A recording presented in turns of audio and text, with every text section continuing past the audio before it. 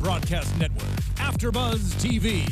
Over 20 million weekly downloads in over 150 countries, and your #1 source for after-show entertainment.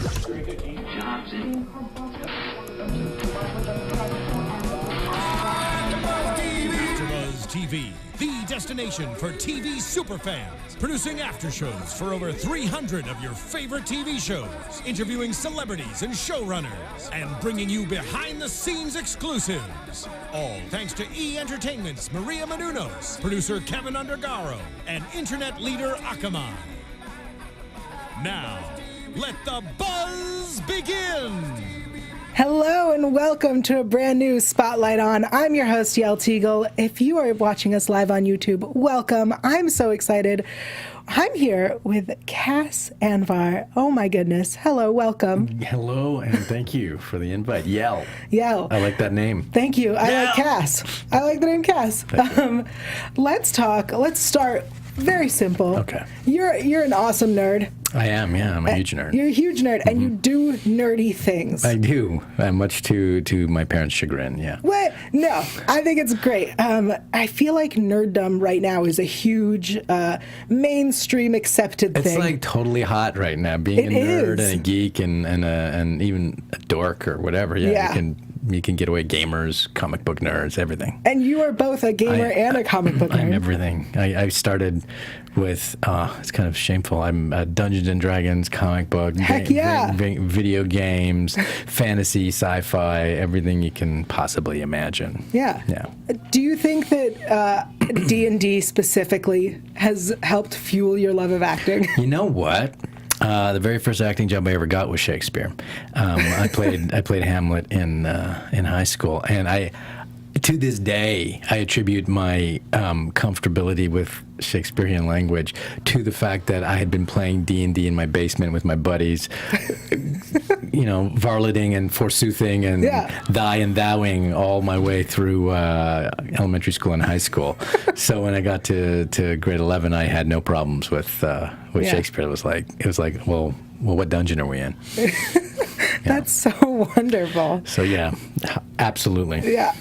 So then you've made a living, really, I think, being a nerd and just getting to play. Yeah, pretty much. I'm like a little kid getting to play and be paid for it. Yeah. I mean, speaking of being a little kid, you brought toys. I did. You brought toys. I got toys. Tell us who we got. Okay, we got two of my favorite characters, one of whom is my favorite character in all of comic books, and the other one I play. Yeah. So I'll let you guess which one is which. Oh, I'm fully aware of who you play. Oh, okay. So you know I play Wolverine in the X-Men series? Yes. Yeah. That's right, yeah. So, you look just like Hugh Jackman. Hugh Jackman, yeah. I consider myself the Middle Eastern Hugh Jackman. I can see it. That's what I believe it. I like to think of myself as that. But no, actually, I play Altair in the Assassin's Creed franchise, in Assassin's Creed Revelations. And both of my favorite characters have blades. Yeah. So I think there's a little thing going on there. And he's an incredibly complex and stoic hero, which I love about him. Have you ever played the Assassin's Creed game? I am terrible at games. I have no hand-eye coordination, so I can't play games. You might not last very long. Nope. I've tried. I don't. But I just love the character because he's completely different than most of the heroes that we're introduced to in games, because he's a very, very focused and spiritual and driven leader type. He's not the classic badass kind of butt kicker. He's much more of a man on a mission, and I really admire and respect that. I really like the character. Yeah. Let's talk about voicing a character. How do you prepare for that? It's kind of fun, actually. It's like, I don't know if when you were a kid, when you're alone in like the bathroom or in your bedroom and you're just kind of imagining characters and playing with like robot dolls or whatever, and you just come up with these crazy, wacky voices. What do you mean when you're a kid? I meant last week. Yeah, that's okay. Just making sure we're on the same page. And you come up with these crazy, wacky voices, and there's no one around to judge you, and so you're quite free and you're quite liberated. And you'd be surprised with how amazing and intricate and complex the characters and the caricatures and the voices that people can make up, even kids. And that's basically what I do. I look at, typically when you're doing a voice, you'll get a breakdown of the character. It'll describe him in very, very graphic detail. They'll talk, and a lot of humor involved in describing him, so you get a really very vibrant image of him. Then they usually print out a picture of him, so you can see the body and the face that the character, and that's part of the fun of doing voice acting, because I've done quite a bit of it. Yeah. And I can play characters that I would never get to play in real life. Like I played in Halo 4. I got to play a redneck Irish military man named Lieutenant Dalton in Halo 4. And he's like some guy from the Midwest, you know, or from the South. I'm Lieutenant Dalton. And I would never get to play that cat on camera. What? You can't play an Irish? I can't play an Irish redneck. I know it's a tough thing to hear, but sometimes there are limits. But in voice work, I can do anything. Yeah. I can play any character, any race, and anything that my voice can manifest. So I'll look at the picture, I'll look at the description, and then I'll kind of come up with something and I'll play with it. And it's kind of like it's a very disturbing kind of Gollum-like process as I'm going into that. And then finally this voice comes out, and then I'll run it through the lines. And if it doesn't work, I'll change it. And then finally I go and go and go until it's locked solid. Because one of the hard things about voice work is when you create a very complicated voice, a difficult voice, you've got to make that voice consistent and last for hours and hours and hours. And like in a video game, for example, if you're a lead character, you're doing maybe 20 hours of gaming. Like the character has to be there for possibly 40 minutes of actual time, and you got to maintain that voice. Otherwise, it can't start changing. Right. You can't get hoarse in the middle of it, or pitch changes and stuff like that. So you have to choose wisely. Have you ever had a voice that you chose and you're like, oh, this is the one, and I'm going to do it, and it's going to be great, and then halfway through you're like, yeah, this isn't it. This isn't what's happening. Yeah. That was my Russian general in one of the games I played, who I went a little husky and rough, and little did I know, after about half an hour of this, I lost my voice and I had to change it. So it was fun while it lasted, but I had too much dialogue. And so that's where I learned, okay, when you have more than 2 pages, go easy on the vocal cords. Right. Smart. Good note. They call that vocal stress. Yeah. Good note for anyone who wants to be a voice actor. Exactly. They actually point it out in the sides. They'll say vocal stress for 2 days out of 5, which means shouting and yelling. And so going in as a voice actor, these are the stressful days, so pace yourself. Yeah. Don't go wild and crazy. Wow. Look at the things you learn. You know what I mean? So you are very much a chameleon, right? You can do anything, it seems. I enjoy what I do, yeah. What do you think has been the hardest thing for you to play? I really enjoy playing both bad guys and heroes. I don't get to play comedy as much as I would like. I really do love comedy, and I had a lot of experience when I was doing theater. Comedy is definitely the more difficult of the two genres. Yeah. It's a lot harder to be funny and like really funny and bang on and consistent. Oh, yeah. She's like, oh, yeah, I know. No. I'm on camera all the time. I know how hard funny is. No, I just am never funny. Oh, So, yeah. yeah. That's what it is. So it's incredibly hard. Yeah. Is what you're saying. It's a difficult thing. That was pretty funny. Thanks. That was funny. But you got to do comedy in Leverage, which anyone who's ever seen anything I do is one of my favorite shows. Yeah, Leverage is rocking. You like that suit? I did. How about that suit? You want to have a picnic on it? Yeah. Yeah. You want to just put that out on the grass? There was this god crazy, I won't say awful, just god crazy plaid 2-piece suit. But thank God they didn't make me wear both the pants and the jacket in one scene. Yeah. I got to spread it out. It was great. Yeah. It was great because it was the same suit. Yeah, it was crazy. Yeah. But you did this thing that I think is so interesting that actors don't do is you have on your YouTube channel the scenes from your show episodes or movies put together so that I can personally relive that episode of Leverage as much as I want. From the perspective of me. Just that character. But, you know, when you love a show so much and you watch it, you know what the rest of it is. It's a little bit egocentric, right? No, it's great. It's like Leverage is all about me. Nothing to do with the other characters. It's all my scenes. That episode was all about you. Exactly. And I think that's wonderful. Why did you put that together with all your stuff? I think it started out in the earlier parts of my career where we would have to create demo reels for ourselves to submit for auditions. So every time I had a really cool role, I would chop it up and put it on a little demo reel, and that would be my sleazy auction character. So if I ever auditioned for something similar, I say, hey, take a look at my leverage role. Yeah. You'll see something that I did about 3 years ago that it's kind of like this. I think you'll like it. Yeah. And so they get to watch. And it's not just one scene. It's like 3 or 4 scenes. Right. So that was the original idea. And then I started seeing how many hits it was getting, and I realized, oh, okay, it's not just the people who are looking to hire me. It's also fans and things like that. So I was like, okay, it's a good archive for me. When people want to see my work, I can say, hey, just go and check out my YouTube channel, and it's all there. And you get to see me in all different characters and watch me chameleon it up. Yeah. But to answer your original question, the hardest stuff that I've ever done is some of these bad guys that are like really, really damaged, and some do things that would disturb me just even reading about it. That's the kind, and then trying to get into that person's head.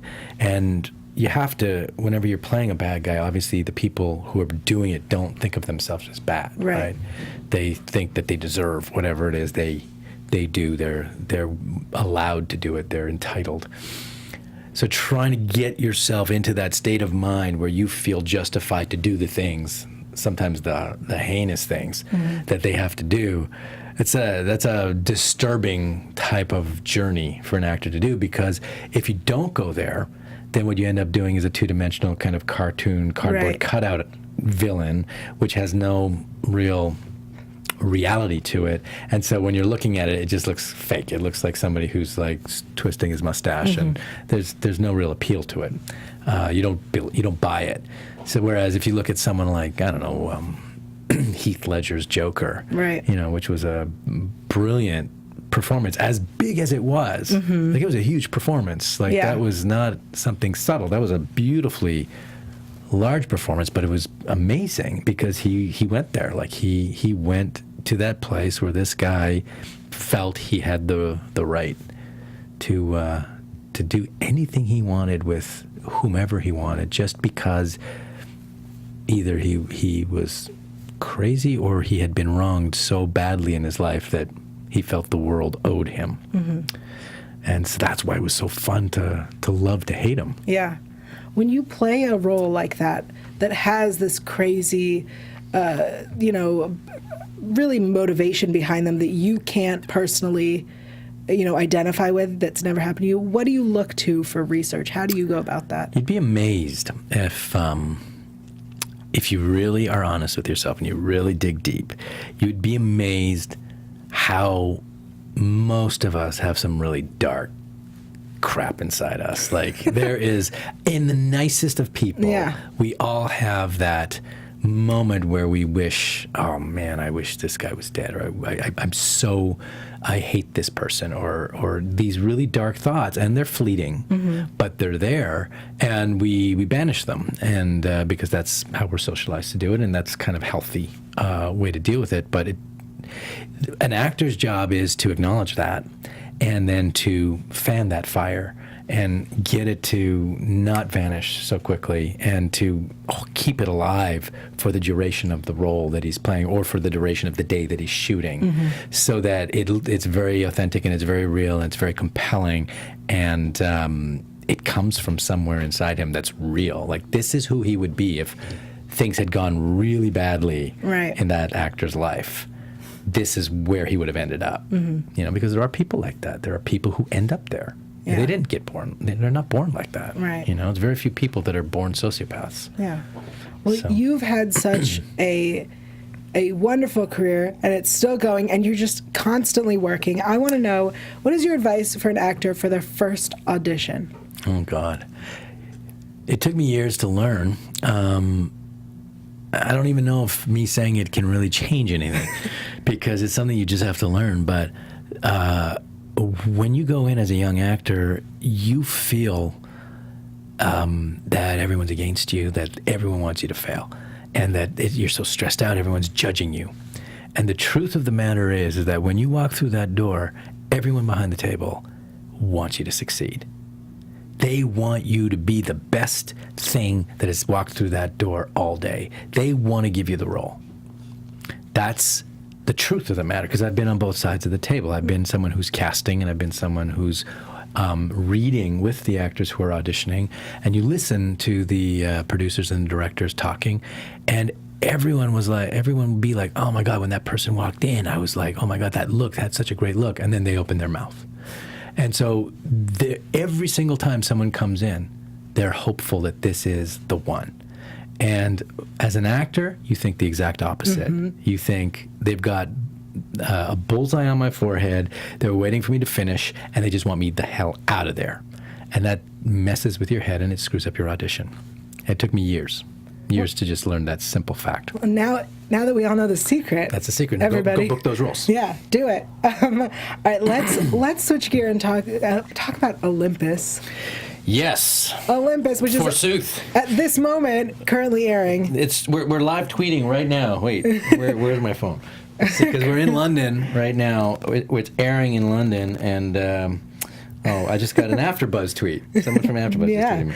But they're on Spike TV in London, and Olympus has just started. I think we're on episode 5 this week, episode 5 or episode 6 out of 13 for the first season, and it's a brutal, bloody, carnal, magical, sexy, violent, political, mystical adventure in the world of the Greek gods in Athens, and so it's got a dark, sometimes quirky, humorous vibe to it, a little Game of Thrones kind of feel to it, because you've got all these different camps. They've already started breaking us up on the internet. All the fans are calling us Team Medea, Team Aegeus, Team Xerxes, which is my character.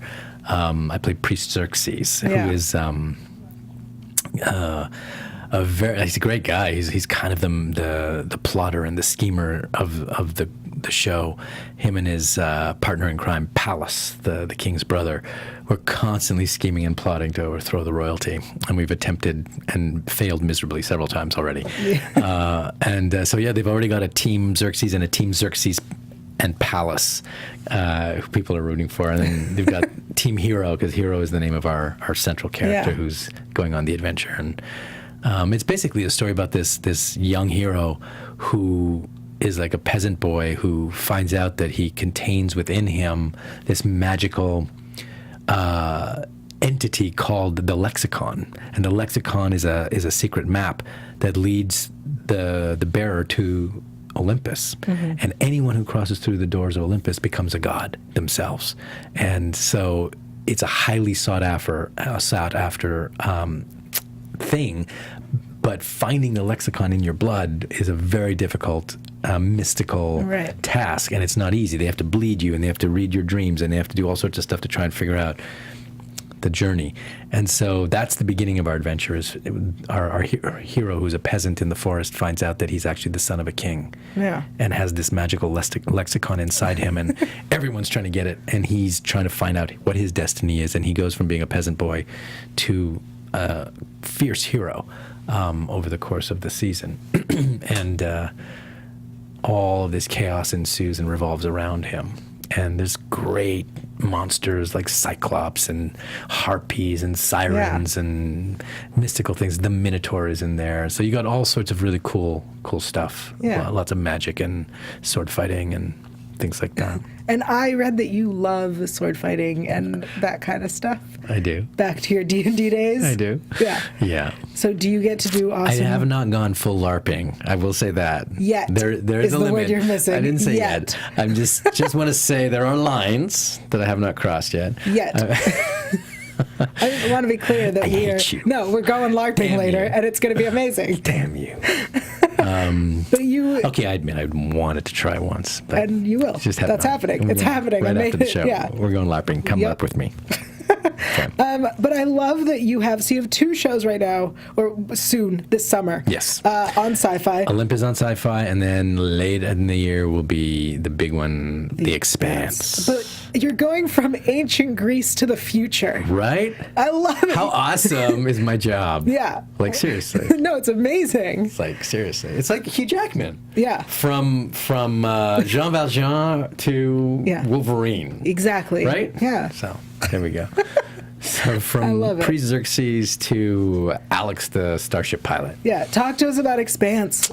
Wow, Expanse is quite mind-blowing, actually. Expanse is based on the best-selling novels by James S.A. Corey that are New York Times bestsellers, called The Expanse. And the first one in the series is called Leviathan Wakes, and that's what our first season is based on. And it's basically set a few hundred years in the future. What would it really be like if Earth colonized the solar system? And it's quite formidable. It's terrifyingly realistic in the sense that we don't have any artificial gravity. We don't have planets with atmospheres on them. We don't have any of the kind of super science fiction gadgetry that exists in the ultra science fiction. It's much more what we have now. And so when you travel from one place to another place in our solar system, it takes an immensely long time and is incredibly brutal on your body, because you have to go, in order for it not to like take years to get there, you have to go so fast that it literally crushes you. And we call it the juice. And they inject these cocktails of steroids and blood thinners and antibiotics and all sorts of stuff to keep our bodies from dying when we're in 10G thrust for weeks at a time. Yeah. And when we're under those circumstances, we literally can't move in our chairs. Like my pilot character, my controls are on these balls that my hands are on, and I'm literally piloting the ship with my fingers, because the gravity is so fierce that I can't even pull away from the thing. And then they have to take breaks every once in a while so people can walk around and stretch and things like that. But it's literally what it would be like. So it's more science on the sciencey side of science fiction. Yeah, it is extremely realistic, but it's not gadgety. Like all the gadgets and all the science and the tech that's in there is so integrated. It's got a Blade Runner kind of feel to it. It just is natural. Like, people don't advertise. Like, we have a cell phone, right? This cell phone would be like magic 200 years ago, but everyone has one of these times. So it's like it's in our pocket, and we do things with it, and that's what the gadget and the stuff. It's all integrated into the show in a real realistic way. The beauty of the show is it's got like everything in it. It's got the conspiracy, it's got the detective story, it's got the love interest, it's got if people are Firefly fans, and who isn't, we've got the and who isn't. Yeah, I am. I worked with Nathan Fillion, by the way. Yeah, I actually met I think I've met all of the Firefly crew on my escapades individually, and I'm an idiot, because I could have had like a Firefly poster that I just take with me, and every time I get them all to sign it, and I got Nathan to sign one. And that's Nathan Fillion, who's like, Mal. Yeah. From Firefly. And you met him on Castle. And I met him on Castle. Yeah. Look at you, all researched. I do my research. I do everything. Yeah, I loved it, actually. And he's Canadian, like me. And so is Stana Katic on Castle, both Canadians. They embraced me. It was awesome. Friendliest set ever. Yeah. And he signed in the wrong place. Like, there's a big honking photo of him in the middle, and then he signed under Summer Glau's in it. Of course he did. Yeah, of course he did. Yeah, that's something he would do. I go, what are you doing? And he goes, oh, sorry, man. Oh, well, I can't do anything about it. I'm like, thanks, buddy. Yeah. So it's okay. She'll sign under his. Exactly. It'll be fine. And they'll make fun of each other. Yeah. So you obviously love Firefly, because you're a smart guy. And so what I was saying was, there's a Firefly-esque crew, which is what I'm part of. So you have three main storylines in Expanse. One is Thomas Jane. He plays kind of our inspector detective. He's kind of like Detective Columbo. Okay. He's a dark, embittered, damaged guy. He's got a very, very screwed up past, and he comes into contact with this case that consumes him and possesses him about this mysterious young woman, this beautiful young woman who's gone missing, and he's sent to find her, and then he starts to unravel this whole conspiracy on what was supposed to be a simple case of a runaway, and it ends up being much more complicated, and it takes him all across the solar system looking for this girl. And then you have I don't know if you know Shore Agdoshlu. Of course. The queen of Persia. Yeah, of course. She plays one of our leads. She plays Avasarala. She's basically a minister in the Earth government. She's kind of like our president or our minister. She's a very hawkish, fiercely intelligent, driven woman who's basically willing to do anything. So she plays herself. To get her agenda, yes. Like, a lot like a female version of the Kevin Spacey character on House of Cards. And then she's basically found out about this conspiracy that's trying to start a war in the solar system, and she's trying to figure out who's trying to start it, because it's a secret conspiracy. Nobody knows where this interference is coming from. So that's her storyline. And then there's us, who end up caught in the conspiracy, and it's basically a ship of misfits. We're all kind of losers from all different walks of life, from all different planets. I'm a Martian, born on Mars. I believe it. With Texas roots. So Alex talks with a Texas accent. Okay. And I have to say I love it. Because I don't think that'll ever exist anywhere else on TV, is a Middle Eastern Pakistani man with a Texas drawl. I believe it'll happen. It just did. Again. I think it'll happen again. Yeah, I think it should happen every day. Yeah, I agree. And so we have all these misfits on this ship, and it's basically like the most dangerous catch in space. It's like we're a bunch of ice haulers. We lug ice from one place to the other, and then we get caught in the middle of this conspiracy, and the war starts around us, and we become fugitives because everyone thinks we're the cause. So we're basically running for our lives through that. So you have these three main storylines of the crew running for their lives, the detective trying to solve the case, and then the Earth government trying to figure out who's starting this war. And all three storylines converge close to the end of the season, and everything revolves around this one beautiful, mysterious, ghost-like figure of a girl, Julie Mao, and none of us ever really get to meet her. It's just all mystery and photos and videos and things like that. So it's until later on in the season when it starts getting really crazy. Awesome. And that comes out June? No. It's going to be well after Comic-Con. It's probably in the fall, winter. Yeah, it's going to be. But I want it now. I know you do. You're going to have to calm down. I know, but I want it now. You're going to have to calm down. Okay. So be good, and maybe we'll do it in November. Deal. Okay. But I will say, San Diego Comic-Con, there is some big bleep happening at San Diego Comic-Con. I can't say what. Wait, you can't just leave us with that. I'm just saying. I just kind of caught wind because I went in for some meetings lately, and they've been talking about what they're going to do there, and it's pretty intense. And if you are SyFy fans, and I tell you, this is going to be a huge show. Like this, the show is. I've seen the trailer and I've seen some of the scenes and the episodes because I'm doing voiceover for them, and it looks phenomenal. It's like, this is a show I would watch. I would get addicted to, like Babylon 5 or Battlestar Galactica or any of those great shows. So, if you're a big SyFy fan, you want to be at San Diego. Oh, I'll be there. You go to a lot of cons. You come and you find me because I'll be signing autographs for Assassin's Creed and for Expanse and hopefully for Olympus as well. And I'll tell you what all the secret stuff is. Awesome. Okay. That's definitely going to happen. Yeah. But you go to cons all the time. Yeah, the video game, man. It's like the video game fans are amazing. Yeah. They nobody knew this 5 years ago, how powerful and how excited the video gamers are about their voice actors.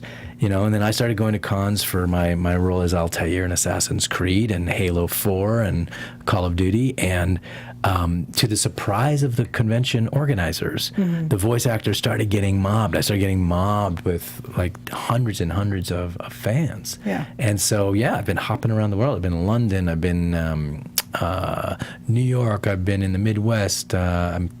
They want me in Ireland and Dubai and some Hawaii. So I'm looking forward to traveling the world and signing autographs. Yeah. What's the craziest thing a fan has ever done or said?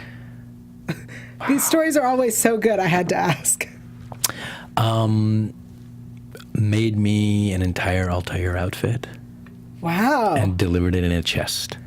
That's amazing. That's so sweet. Oh, sweet! It's insanely generous. Sweet.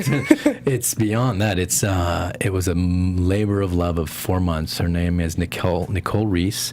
I think she calls herself the fashionable assassin or assassin couture. I can't remember what her company name is, but she makes these outfits, and she wardrobed Noah Watts, who plays Connor in Assassin's Creed 3, and I was the second one she graced, and I got the Altair outfit, and it's all custom made to my measurements and everything, so it fits like a glove, and I took it for my first time to WonderCon in April. That's and awesome. Did a whole photo shoot with the fans and everything like that, and she was ecstatic. So. I'm sure. Yeah, but that's definitely got to be one of the biggest things. That's so cool. That's so amazing. Thank you so much for joining us. My pleasure. Everybody, make sure you check out SyFy's Olympus. The Olympus, yeah.